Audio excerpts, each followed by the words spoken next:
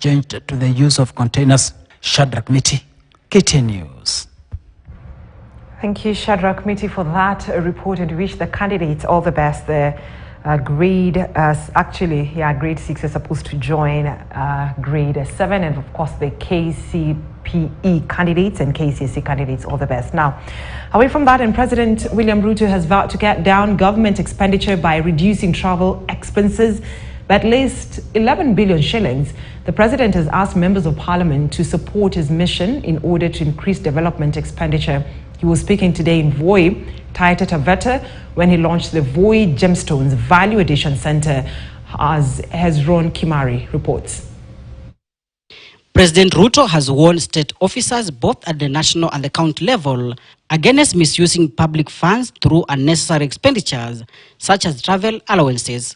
The president, who was speaking Friday in Voi, is seeking to cut down expenditures from the three arms of government by 50%. Niliona jana watu wa magazeti wanasema nimepunguza milioni 500. Hapana, si milioni 500.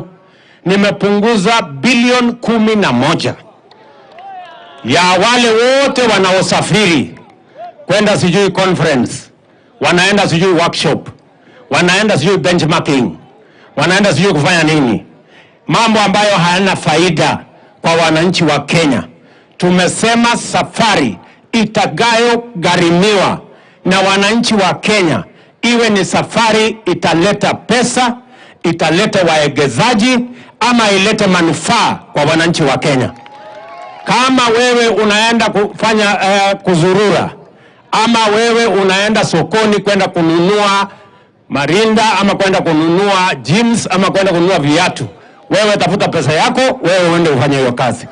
And he is looking upon parliament to help him realize the mission of reducing expenditures. Tutapunguza by 50% pesa ya judiciary, 50% pesa ya legislature, 50% pesa ya executive, ya mambo ya travel. Ndio tuhakikishe ya kwamba hawa wananchi tunapunguza budget yetu, tusiwe tunakopa pesa ambayo inatumika kwa njia ambayo haifai. The president was speaking when he opened the Voi Gemstone and Value Addition Center. He said the government intends to boost mining revenues from 1% GDP to 10% GDP. Ombi langu ni kwamba hizo booth ziko hapo ndani. Tupate booth ya kina mama, tupate booth ya vijana pia, na watu ambao wanaishi na ulemavu. Sisi tutafanya kazi na viongozi wa Taita, serikali ya Taita, ili kuhakikisha haya madini yamewafaidi hawa wananchi na wameweza kupatia vijana wao kazi. Tunataka kuongeza ile mapato inatoka sehemu ya mining kutoka 1% ya GDP mpaka 10% ya DGP. The president further warned that those engaging in legal mining will have their license revoked. Tuko na watu 1,400 ambao wanaendesha biashara hii kinyume ya sheria. Sisi tunawapatia nafasi waende wa renew license yao, alafu waendelee na biashara. Wasipo renew license yao, mambo ni matatu. Maneno kisha. The president, while in Voi, announced upgrading of the former Coast Institute of Technology to Taita Taveta National Polytechnic. Hezron Kimari, KTN News, Taita Taveta County. Time for break now.